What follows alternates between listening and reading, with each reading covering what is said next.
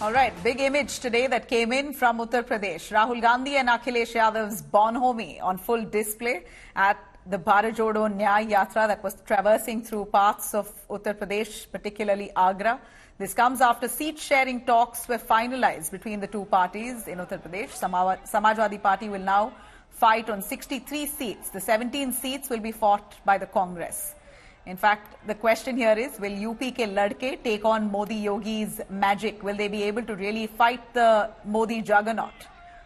Especially in the state of Uttar Pradesh. There's also Yogi Adityanath, one of the most popular chief ministers in the country. Let's have a listen.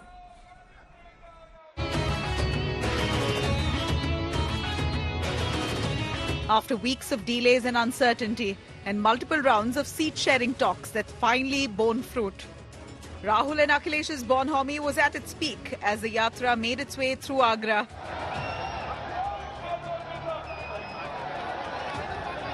Akhilesh and Rahul said their primary objective is to oust Modi government in the next Lok Sabha polls. Minority के लोग हैं, आदिवासी लोग हैं, उनकी इस देश में भागीदारी है ही नहीं और यही इंडिया गठबंधन का लक्ष्य है। हम सामाजिक न्याय के लिए लड़ रहे हैं, आर्थिक न्याय के लिए लड़ रहे हैं, किसानों के लिए लड़ रहे हैं। इस कार्यक्रम के बाद जो संदेश जा रहा है वो एक ही संदेश है कि भाजपा हटाओ, भाजपा हटाओ, देश को बचाओ और संकट मिटाओ। As per seat understanding, out of 80 seats in Uttar Pradesh, Congress will contest on 17 seats. Interestingly, Prime Minister Modi's constituency, Varanasi, is under Congress's quota. So are traditional Gandhi family seats, including Amethi and Rai Bareli. Modi had earlier mocked the Congress SP Jugalbandi, calling them stale product with expired shelf life. Banaras नहीं, पूरे UP के पता हो, माल वही है, packing नहीं है. Amid this, RLD chief Jayant Chaudhary, who recently joined the NDA's fold, hit out at Rahul Gandhi for branding Varanasi youth as alcoholic. मेरी शुभकामनाएं उनकी यात्रा को, यही कहूंगा मैं. पहले 3 लड़के साथ हुआ बाकी यहाँ आगरा मथुरा में आके ना कहते हैं कि यहाँ भी सब शराबी हैं. Can the Akhilesh Rahul Jugalbandi match up to BJP's Modi Yogi magic in India's politically most crucial state? With Moshmi Singh, Bureau Report, India Today. All right, this is possibly the first image of unity for the India bloc after that big disappointment with Nitish Kumar jumping with the BJP and abandoning the India bloc alliance. Here you have a big boost that came in for Rahul Gandhi and camp with Akhilesh Yadav finally taking part in the Bharat Jodo Nyay Yatra. It had a big statement to make, undoubtedly, but how far can this really push the India bloc alliance partnership to defeat the Modi juggernaut? I have with me joining us Charu Pragya, national spokesperson of the BJP. We have Sujata Paul, Congress spokesperson, and Ghanshyam Tiwari, spokesperson of the Samajwadi Party. Thanks very much for joining us. Ghanshyam Tiwari, I might want to start with you on Akhilesh Yadav finally deciding to land up at the Bharat Jodo Nyay Yatra. It was a very strategic move. SP waited until seat-sharing formula was drawn out. After everything was settled, now we see Akhilesh taking part and even speaking on stage saying, BJP ko hatao, desh ko bachao. So what does this do to the SP strength allying with the Congress for Uttar Pradesh? Good evening, Nabila, to you, my esteemed co-panelists and the viewers. There are 3 things that are important. One, that right from the beginning we maintained that India alliance will be strong, and the moment seat sharing is decided, Samajwadi Party will combine the Bharat Jodo Nyay Yatra and PDA Yatra. The message is the same, that our nation belongs to the future of youth, not a future of paper leaks that BJP has guaranteed year after year since 2017. Our nation belongs to the power of women, not a model that has turned Beti Bachao into Rapist Bachao from Gujarat to IIT BHU. Our nation stands for farmers, the Annadata, not the model where BJP is using drones to fire at the farmers. Farmers are losing life, their eyesight, and BJP is laughing a monstrous laugh. So now that the two parties have taken up this yatra in Uttar Pradesh, the message will not only go in Uttar Pradesh but across the nation. BJP has so far fooled the narrative by saying that, in Uttar Pradesh they will win. Do you believe, Mr. Tiwari, that had this alliance or the seat-sharing pact been drawn out a little earlier, your ally, RLD's Jayant Chaudhary, would have stayed with you, wouldn't have defected? He has taken a jibe at Rahul Gandhi, saying, now please don't go to Agra and Mathura and say the youth here are getting drunk. We won't take that well. He was your ally until a few weeks ago. We have the India Alliance, Nabila, and on the other hand, it's not an NDA alliance anymore, because nobody knows how many parties are there. It is NSA, Narendra Surrender Alliance, an alliance of parties who are on one side Mr. Narendra Modi, and other side parties such as Jayant Chaudhary's party or Nitish Kumarji's party who have surrendered in front of this Narendra Surrender Alliance, or Mr. Shinde or Ajit Pawar. So this Narendra Surrender Alliance cannot match the transparent alliance of equal parties who have a common mission that the youth should be empowered, that India does not belong to a future of toxic model of bringing religion instead of talking about education, employment, empowerment. All right, we heard you. You say what you may, but the same NSA or NDA, whatever you may call it, in whichever way or style, has managed to win for 10 long years. Prime Minister Modi still continues to be the I could say the tallest very easily here, because he's been rated as the world's most popular leader. And that's not an easy task to achieve. I can't remember the last Prime Minister of India who's been glorified globally to that extent. I will come to you, but let me allow Pragya to take on jibes coming in from SP leader, SP spokesperson Pragya. You may want to counter that it's all about Modi and will remain about Modi. That many alliance partners, nobody remembers anymore how many parties belong to you or are associated with you. Your focus is not for the youth of the country, it's all for glorifying Modi. Allegations against the BJP. How would you look at Bharat Jodo Nyay Yatra today with Akhilesh and Rahul coming together? A very good evening to you, Nabila. And whatever my friend wants to say to me, I'm always going to be a well-wisher of Ghanshyam. And that is why I will give him some data that he seems to have missed out on between the last time UP ke ladke came together. In fact, the lowest ever vote share tally of Samajwadi Party was when last this UP ke ladke happened. Do you know how low it went with both the Samajwadi and the Congress contesting in Uttar Pradesh together? 21.8%, the lowest ever. And it jumped up to 32% the minute you said bye-bye to the Congress. So Ghanshyam, call us whatever names you like, but the fact is that I don't need to defend Prime Minister Modi ji, because the entire country is doing that for him. I also don't need to defend the policies of Bharatiya Janata Party, because on ground in Uttar Pradesh, the state where you and your party belong to, it is the areas which needed development the most, which belong to your leaders. Mainpuri, how developed was it till the Bharatiya Janata Party came in? For Congress, I can talk about Amethi and Raebareli. Even getting them connected to a major motorway was done by Bharatiya Janata Party, and that is why year after year, election after election, the vote share of BJP has increased. In fact, the vote share increases after a term in power proves that we are working on the development agenda, which is being supported by all the people in the state itself. So, and the percentage of women voting for BJP also is higher, which means that the Samajwadi rule, the so-called Samajwadi rule, was actually hellish for women to survive in. I remember a time where Uttar Pradesh, where your studio is right now, Nabila, was the no-go zone because women could not even step out after sunset. So these are the changes which have happened after BJP came into power, and that's exactly why, like I said, as record shows, 2024 will be a record number of votes coming BJP's way. All right, let me bring in Sujata Paul on that front. Sujata, as much as Charu may say that the UP is absolutely safe, one can't defeat or fight anti-incumbency. I'm not sure if there is, but why don't you take it on?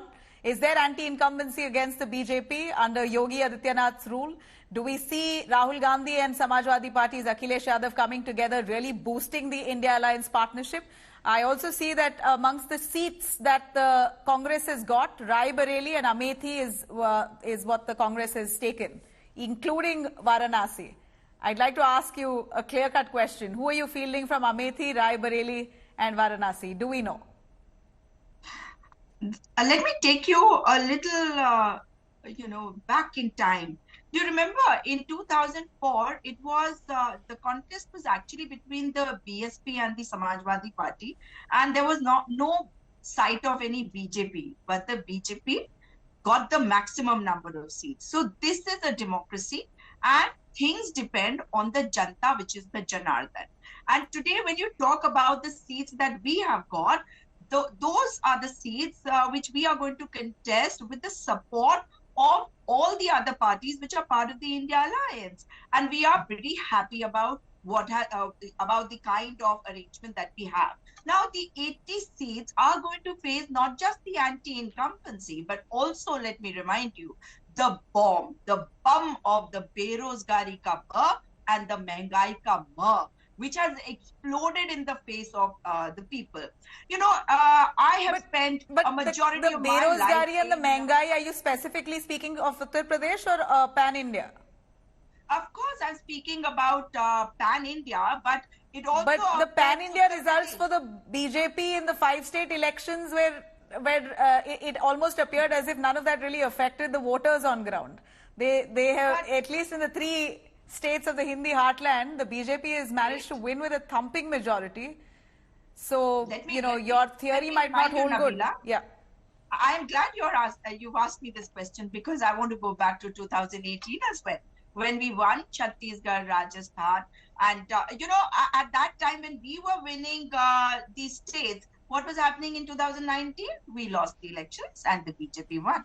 So if you look at it that way also, 2023, we might have lost these 3 elections. And last time we won MP as well.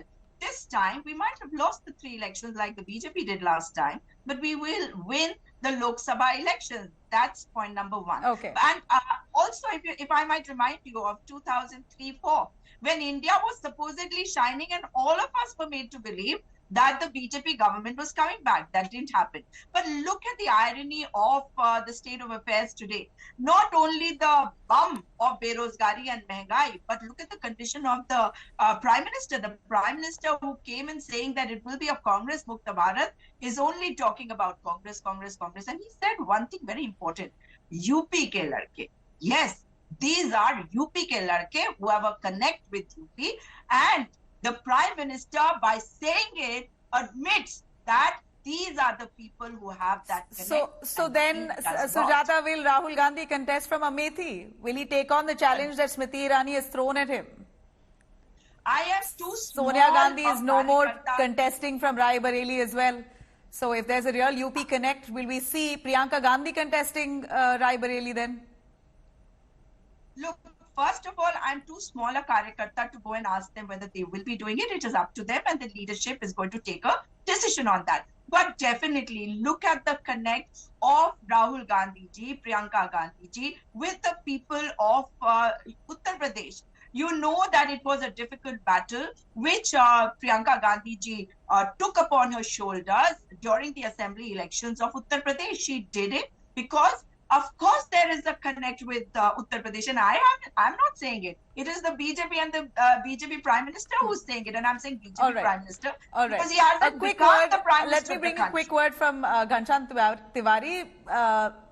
Ghanshyam, we are looking at a campaign a little too late in the day. Do you believe that you'll be able to really conjure up this support that you really, truly need before Lok Sabha elections? Isn't this too last minute? There was a lot of tug of war between the Congress and the SP over seat sharing.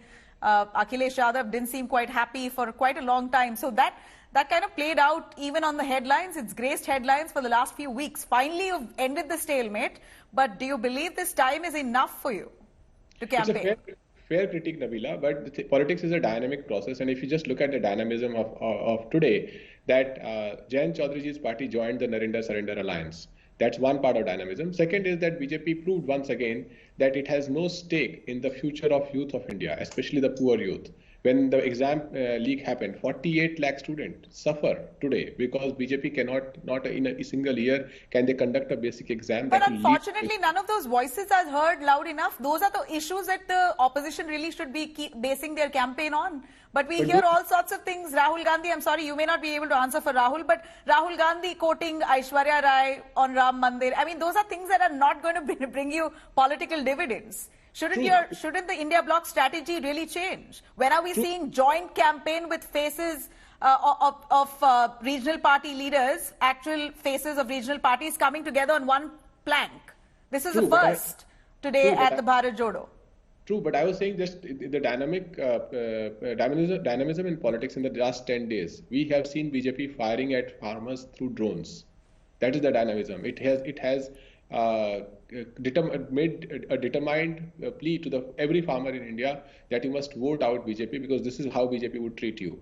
We have seen the exam paper leaks. I'm saying that 10 days ago, one can say that the alliance was not sealed, RLD is with BJP, and the singular religious mission of BJP will win them votes. But today, every farmer is angry with BJP, every youth is angry with BJP. The alliance is sealed. We don't know in this surrender alliance how many seats will RLD get, and with what face they will go to people. With what face BJP will go to people. Okay. What do they have to offer? So you've referred to the farmers' protest. A quick word from Charu Pragya. Farmers' protest at this point, do you believe will really dent the BJP's image? We're seeing tear gas shells being fired. One farmer has unfortunately died. We know police officers have also died in the process of clashes. But how does this really affect the BJP's image? And what is the party trying to do to salvage the situation there?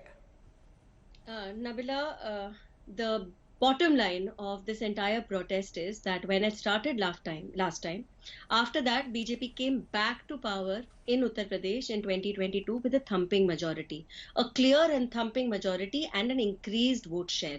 And that just proves to all the viewers today and the opposition spokespersons that whatever BJP thinks and plans for the nation, it delivers on, and every section of society supports the Bharatiya Janata Party. Now, for all the dreamy pictures that the opposition is trying to paint today, the fact is when they try to contest together, their collective vote share goes down. That's their reality. And Bharatiya Janata Party today stands on a very firm footing. And I understand that politics can be an uncertain profession. And of course, the vote share can go up and go down. And everybody keeps talking about how Bharatiya Janata Party used to be virtually non-existent in Uttar Pradesh over a decade ago.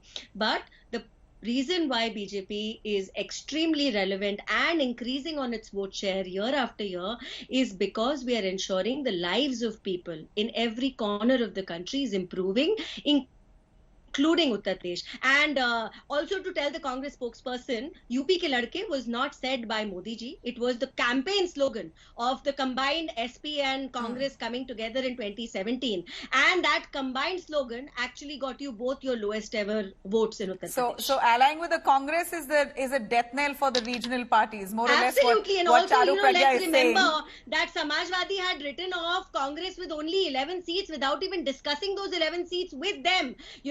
Names were called out. Akhilesh bola gaya tha, chote neta bola gaya tha. So everybody we saw the abuses hurled back and forth even by Nitish Kumar, NDA, at that point BJP and the JDU. Now you all are together in one alliance. So in politics things happen. Situations unfold, and we're seeing this happening with Akhilesh Yadav and Rahul Gandhi. After much of that animosity between the two, they finally decided to lay things to rest and come together. Those are the images that we're seeing. Sujata Paul, I'll give you the last word on this. We have Rahul Gandhi, Priyanka Gandhi and Akhilesh Yadav. We hear Priyanka was the one who tried to settle off and break the ice between the Samajwadi Party and the Congress. She was the one who actually had to intervene to bring a formula out. So what would you have to say to that? Do you believe that India Alliance really has a future? And I would, of course, ask you, when are we going to see actual campaigns happening with all the regional leaders coming in front? Not just Rahul Gandhi's Nyay Yatra. A joint campaign is what you really desperately need. A joint campaign is something that everybody is looking forward to see, and that itself makes it very clear that the country today wants to see the India Alliance out there. That itself proves that the India alliance is going to be welcomed by the country, because we are talking about the country today. And as far as Uttar Pradesh is concerned, these pictures are very heartwarming, and the people understand that when we talk about justice, and no matter what the BJP spokesperson says about what happened, I've also given her data about what India Shining meant, and then when BJP was on a high and then they lost. So similarly now, because of the injustices that are happening, the paper leaks which are happening, and my friend from the Samajwadi Party mentioned about the 48 lakh students who were out of the streets due to the paper leak. And once the Congress party leader and even Akhilesh Yadav ji, he also raised this issue, and Rahul Gandhi ji raised it. What happened?